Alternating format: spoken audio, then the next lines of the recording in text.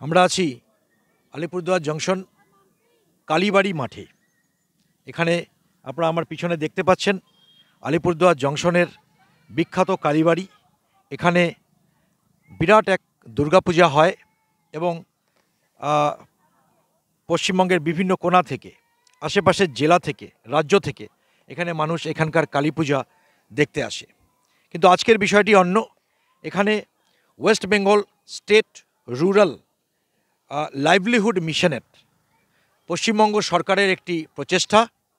এই প্রকল্পের মাধ্যমে পশ্চিমবঙ্গের বিভিন্ন জেলাতে, বিভিন্ন ব্লকে যে স্বনির্ভর গোষ্ঠীগুলি আছে তাদেরকে একসাথে করে বিভিন্ন ট্রেনিং তাদের দেওয়া হয়। সাথে সাথে অত্যন্ত একটি সুন্দর জিনিস উঠে আসলো যে এই গোষ্ঠীগুলির যে সদস্য তাদের মধ্যে কি কি ভিশন আছে, কি কি স্বপ্ন আছে, আগামী দিনে তারা কি কি করতে চায়, নিজেদের অর্থনৈতিক উন্নতি, নিজের পরিবারের অর্থনৈতিক সামাজিক উন্নতি এবং সামাজিক উন্নতি কিভাবে হবে, এর আজকের একটি প্রোগ্রাম। এখানে ট্রেনিং দিতে এসছে কুচবিহার জেলা থেকে ট্রেনার, যাকে পশ্চিমবঙ্গ সরকার থেকে নমিনেট করা হয়েছে। এবং এই প্রোগ্রামগুলির মাধ্যমে আপনারা দেখতে পাচ্ছেন এখানে প্রায় শতাধিক মহিলা আছে, স্থানীয় মহিলা আছে, বিভিন্ন গোষ্ঠী থেকে তারা এসছেন এবং আগামীতে তারা সমাজে তাদের ব্যক্তি স্তরে, তাদের পারিবারিক স্তরে এবং সামাজিক স্তরে তারা কিভাবে যোগদান দেবেন এই ট্রেনিং তারা আজকে এখান থেকে পাবেন। আসুন আমরা তাদের মধ্যে একজনের সাথে কথা বলে নিই, যিনি একটি গোষ্ঠীর পরিচালক। সেই দিদি আমাদের বলবেন যে আগামীতে এই ট্রেনিংয়ের মাধ্যমে এই গোষ্ঠীর মহিলারা, মা বোনেরা কিভাবে উপকৃত হবেন। আসুন আমরা এক দিদির সাথে কথা বলি। দিদি, ঠিক আছে দিদি, আপনার নাম? মামনি বসাক। আচ্ছা, আপনি এখানে মানে কি উদ্দেশ্যে এসছেন?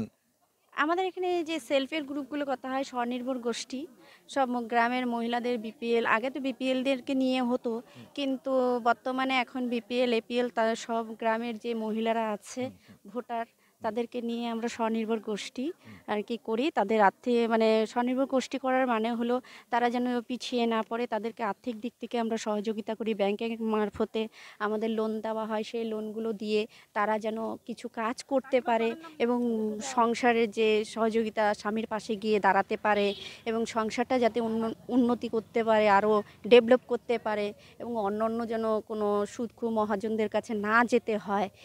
এর জন্য আমরা এই স্বনির্ভর গোষ্ঠীগুলি করে দিই এবং তারা যদি নিজেদের পায়ে দাঁড়াতে চায় তাদেরকে আমরা প্রশিক্ষণ দিই। নানান ধরনের হস্তশিল্প এবং প্রশিক্ষণের মাধ্যম দিয়ে তাদেরকে আমরা নিজের পায়ের আর্থিক দিক থেকেও দাঁড়া করানোর চেষ্টা করি। যেসব মহিলারা মানে এখনও পিছিয়ে পড়ে আছে তাদের কাছে আমরা গিয়ে তাদেরকে আমরা স্বনির্ভর গোষ্ঠীর এখানে নিয়ে আসার চেষ্টা করি। আজকে যে এই প্রোগ্রামটা হচ্ছে, এটা ভিশনিং প্রোগ্রাম, প্রত্যেকটা গ্রামেই আর কি এই প্রোগ্রামগুলো হচ্ছে। কারণ আজকে যে এই প্রোগ্রামে যে প্রত্যেকটা মহিলা যে সেলফের গ্রুপ করেছে তাদের তো নিশ্চয়ই একটা কিছু পরিকল্পনা বা তাদের কিছু একটা উদ্দেশ্য আছে। সেই উদ্দেশ্যটা আজকে সম্পূর্ণ মহিলা একত্রে করার মানে আমাদের স্টেট লেভেল থেকে লোক এসছে এবং ডিস্ট্রিক্ট থেকে এসছে, ব্লক থেকে লোক এসছে, যে তারা একদম প্রত্যেকটা মহিলাকে যাতে নিজের মারফতে নিজের মুখে যেন বলতে পারে, যাতে কোনো কথা যেন ভায়া হয়ে তাদের কাছে না গিয়ে পৌঁছায়। তাহলে সরাসরি ওরা শুনতে পারবে যে এই স্বনির্ভর গোষ্ঠী করলে আমরা কি হতে পারবো, আগামী দিনে আমরা কিভাবে নিজেকে ডেভেলপ করতে পারবো।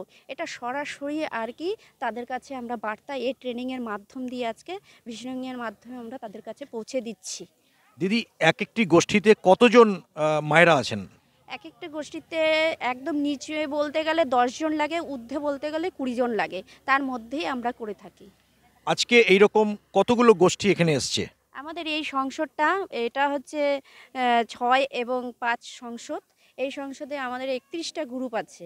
এভারেজে আমাদের 310 জন, মানে ধরলে 310 জন মহিলা আছে আর কি।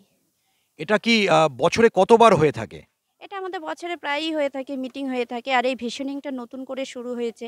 আগে যেমন আমাদের নিজস্ব লিডার দিদিরা যেমন সংঘ এবং ব্লক এবং উপসংঘের মাধ্যমে আমরা যেমন ট্রেনিংগুলো দেওয়াতাম বা করতাম, কিন্তু এখন আমরা ডাইরেক্ট স্টেট লেভেল থেকে যে স্যার আসছে এবং ব্লক লেভেল থেকে আসছে, আর সরাসরিভাবে তাদেরকে মানে দেওয়া হচ্ছে।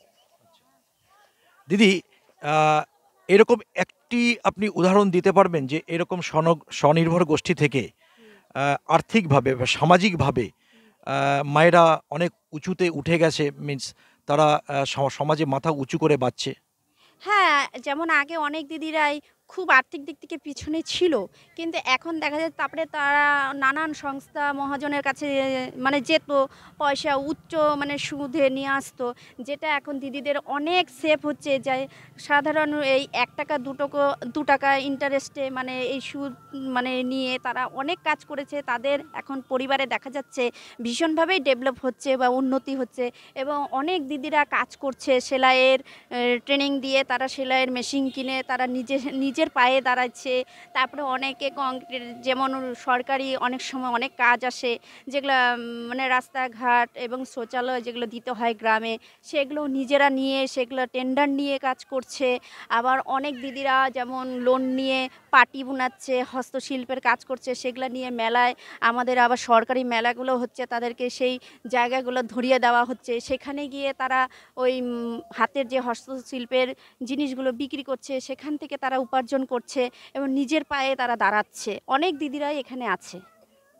আচ্ছা, এই যে বিভিন্ন ব্যাংকে গেলে দেখা যায় যে মায়েরা বোনেরা বসে আছে এবং তারা বিভিন্ন ফর্ম ফিল আপ করছে, তারা কি এই গোষ্ঠীরই মানুষ? হ্যাঁ, কারণ এখন তো আমাদের যেহেতু এটা তো কোনো রকমভাবে হাতে হাতে পয়সা দেওয়া হয় না, এটা আমাদের ব্যাংকিং গোষ্ঠীটা আমরা উপসংঘের মাধ্যম দিয়ে হয়ে সংঘের মাধ্যম দিয়ে হয়ে ব্লকে যায়। কিন্তু লোনগুলো যতগুলো মানে পেতে হয়, গ্রুপগুলো কিন্তু ব্যাংকেই খোলা হয়। আর লোনগুলো যতগুলোই পায় না কেন সেগুলো সম্পূর্ণ ব্যাংকিং মারফতেই পায়, এবং ব্যাংকে গিয়েই তাদেরকে সম্পূর্ণ ফর্ম ফিল আপ করে, এবং আমাদের আরও দিদিরা আছে, সিএসপি এসসি দিদিরা আছে, তাদের মাধ্যমে উপসংঘের দিদির মাধ্যমে তাদের লোনগুলো করানো হয়। কিন্তু লোনগুলো সম্পূর্ণ ব্যাংকের মাধ্যম দিয়েই তারা নিয়ে আসে। অনেক অনেক ধন্যবাদ। আপনার নাম? মামুনি বসাক। আপনার বাড়ি? আমার বাড়ি এই কালীবাড়ি কলোনিতেই। আপনারা দেখলেন মামুনিদির মুখ থেকে আমরা অত্যন্ত তাৎপর্যপূর্ণ আমরা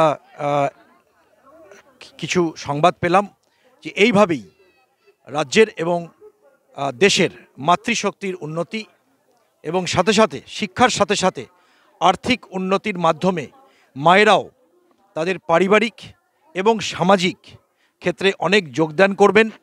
পশ্চিমবঙ্গ সরকারের অত্যন্ত একটি তাৎপর্যপূর্ণ প্রকল্প।